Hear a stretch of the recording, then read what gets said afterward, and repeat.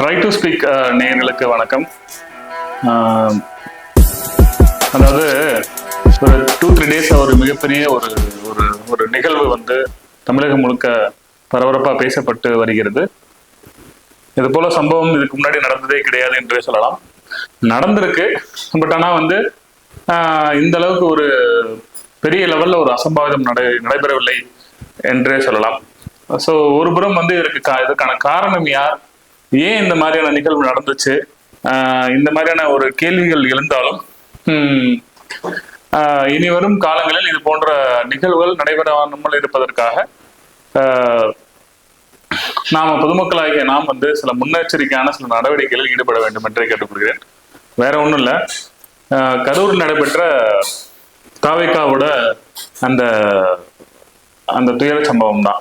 தமிழக வெற்றி கழகம் விஜய் அவர்கள் கலந்து கொண்டு அவர் வெளியேறிய பிறகு ஏற்பட்ட அந்த கூட்ட நெரிசலில் சிக்கி உயிரிழந்த பொதுமக்கள் மற்றும் தொண்டர்கள் 40 பேருக்கு மேல் உயிரிழந்துள்ளனர். அந்த துயர சம்பவத்தை பற்றி தான் நாம் பேச போகிறோம். அதாவது பொதுவாக வந்து ஒரு அரசியல் கட்சி கூட்டம் நடத்துது அப்படின்னா ஆர்கனைஸா பண்ணுவாங்க. எப்படி என்றால் அதுக்கு அந்தந்த மாவட்ட செயலாளர்கள், ஒன்றிய கழக செயலாளர்கள், பகுதி கழக செயலாளர்கள், ஊராட்சி கழக செயலாளர் என்று சில சில அந்த புரோட்டோகால் படி சில அந்த யூனிட்ஸ் இருக்கும். அந்த யூனிட்ஸ்ல சொல்லி நீங்க வந்து உங்க ஊர்ல இருந்து உள்ள பேரை கூட்டிட்டு வாங்க. ஸோ அதே மாதிரி அதெல்லாம் லீட் பண்றதுக்கு அந்த ஒரு லீடர் இருப்பாரு, அந்த ஒன்றிய கழக செயலர் இருப்பாரு, பகுதி கழக செயலர் இருப்பாரு. அவங்க வார்டுல இருந்தோ கிளை கழகங்கள்ல இருந்தோ நிர்வாகிகளும் தொண்டர்களும் அந்தந்த பகுதியை நோக்கி, இப்போ ஒரு இடத்துல மீட்டிங் போடுறாங்கன்னா அந்த இடத்த நோக்கி வருவாங்க. டைம் சொல்லிடுவாங்க, இந்த டயத்துல வந்து அந்த பொதுச் செயலாளர் தலைவரும் வந்து உரை நிகழ்த்துவார், அதில் கலந்துக்கணும். அது வந்து அந்த பொதுச் செயலாளர் பேசுகிற உரை பார்த்தீங்க அப்படின்னா கிட்டத்தட்ட ஒரு எப்பயும் மாலை நேரமாக இருக்கும் அல்லது பகல் நேரமாக இருக்கும். சில நேரங்களில் வந்து மத்தியான பொருள் வைக்கிறாங்க. ஆனால் மேக்சிமம் பார்த்தீங்கன்னா மாலை நேரங்களில் தான் வைப்பாங்க அந்த ஒரு மீட்டிங். அந்த மீட்டிங் வந்து கலந்து கொண்ட பிறகு அந்த பொதுச் செயலாளர் பேச ஆரம்பித்து ஒரு அரை மணி நேரத்தில் மீட்டிங் முடிஞ்சிடும்.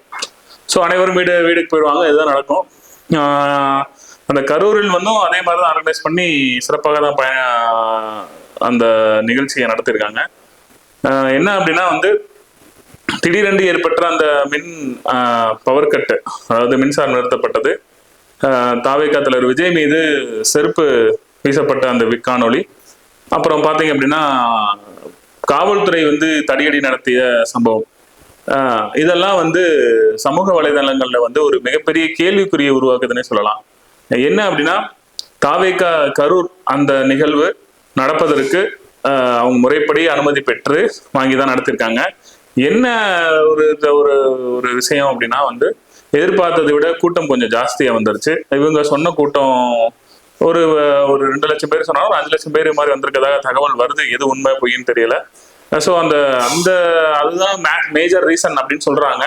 ஸோ என்னதான் மேஜர் ரீசன் சொன்னா இருந்தாலும் ஒரு ஒரு பெரிய இடத்தை வந்து வழங்கியிருக்கலாம் காவல்துறை வந்து ஆல்ரெடி. ஏன்னா விஜய் அவர்கள் நடத்திய மதுரை மாநாடாகட்டும் சரி, கரூர், அப்புறம் மன்னிக்கவும் அந்த திருச்சி, அந்த போன்ற இடங்கள் நடைபெற்ற அந்த இதெல்லாம் வந்து காவல்துறை பார்த்துருப்பாங்க.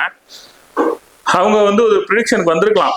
என்னதான் இத்தனை பேர் எழுதி கொடுத்தாலும் கூட வரலாம். அதாவது அந்த மனு எழுதும் போது அதுல வந்து மென்ஷன் பண்ணியிருப்பாங்க. அதாவது தாவேகா கட்சி நிர்வாகிகள் வந்து அதை மேற்கோள் காட்டி கொடுத்துருப்பாங்க. இத்தனை பேர் வருவாங்க அல்லது கூடுதலாக வரலாம் அப்படின்ற மாதிரி எழுதி கொடுத்திருப்பாங்க. ஸோ அதுக்கு தகுந்தாற் போல காவல்துறை நடவடிக்கை எடுத்திருக்கப்பட வேண்டும் என்று பொதுவாக கருத்து பேசப்பட்டு வருகிறது. முன்பு சொன்னது போல அந்தந்த காவல்துறைக்கு உளவுத்துறை என்ற ஒரு பிரிவு உள்ளது. அது ஆல்ரெடி அவங்க வந்து எந்த ஒரு அரசியல் கட்சிகள் இந்த மாதிரி கூட்டங்கள் நடத்தினாலும், ஒரு சிறு கூட்டம் நடத்தினாலும் அதோட ஸ்ட்ரென்த் எவ்வளோ என்பதை மேல்மட்ட அதிகாரிகளுக்கு தெரிவிச்சிருவாங்க.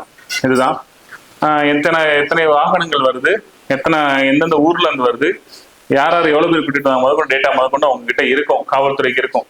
ஸோ அதை வச்சு அவங்க ஒரு கால்குலேட் பண்ணிருக்கலாம். ஸோ ஏன் அதை செய்யவில்லை என்பது வந்து என்னன்னு தெரியல. அதாவது கிட்டத்தட்ட 40 பேர் வந்து இறந்து போயிருக்காங்க, இதுல குழந்தைகள் உட்பட. அது வந்து மிகவும் துயரமான ஒரு சம்பவம்.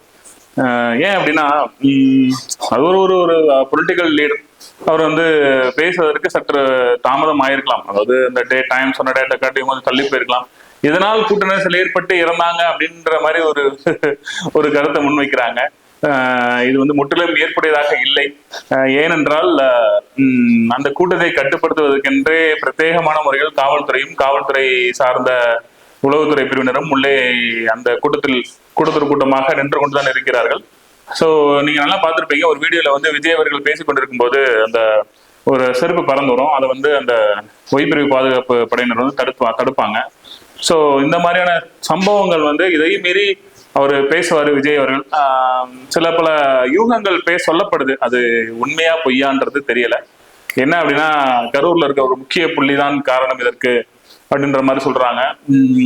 சில சில பல யூடியூப் சேனல் வச்சிருக்கவங்க, என்னை போல யூடியூப் சேனல் வச்சிருக்கவங்க பேசுறத வச்சு நான் சொல்றேன். அதாவது என்ன அப்படின்னா,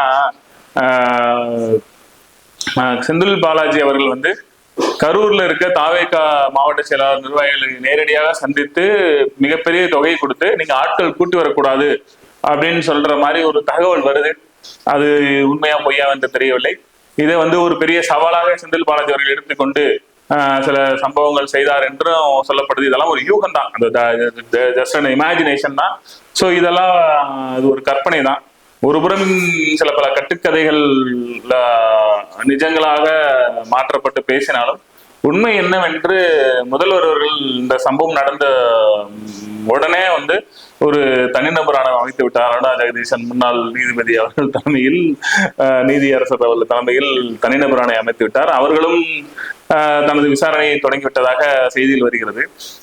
அதாவது சில கேள்வி ஊடகவியலாளர் கேள்வி கேட்கிறாங்க, என்ன அப்படின்னா, கள்ளச்சாராயம், அதாவது எரிசாராயம் என்று சொல்லப்படுகிற ஸ்பிரிட் கள்ளக்குறிச்சி பகுதியில வந்து குடித்து 60க்கும் மேற்பட்டோர் இறந்து போனாங்க. அப்பெல்லாம் வந்து இந்த அரசு வந்து எந்த ஒரு நடவடிக்கை எடுக்கவில்லை என்று சொல்றாங்க. அப்புறம் வந்து ஏன் வந்து அதுக்கெல்லாம் வந்து முதல்வர் அவர்கள் தனிநபர் அமைக்கவில்லை, இது போன்ற சம்பவங்களையும் அவர் செய்யலை அப்படின்னு சொல்றாரு அப்படிலாம் கேட்கிறாங்க. ஸோ இதெல்லாம் ஒரு புறம் இருக்கட்டும். ஆனா இந்த சம்பவத்தை பொறுத்தவரைக்கும் முதல்வர் அவர்கள் வந்து தீவிரமாக தனது பணியை, அதாவது முடுக்கி விடுவாங்க, அதாவது முடுக்கி விடுவாருன்னு சொல்லுவாங்க. அதாவது ஒரு விஷயத்தை நோக்கி அனைத்தையும் ஃபோக்கஸ் பண்ணி அதை சார்ட் அவுட் பண்ணணும் அப்படின்ற மாதிரி இறங்கியிருக்காரு.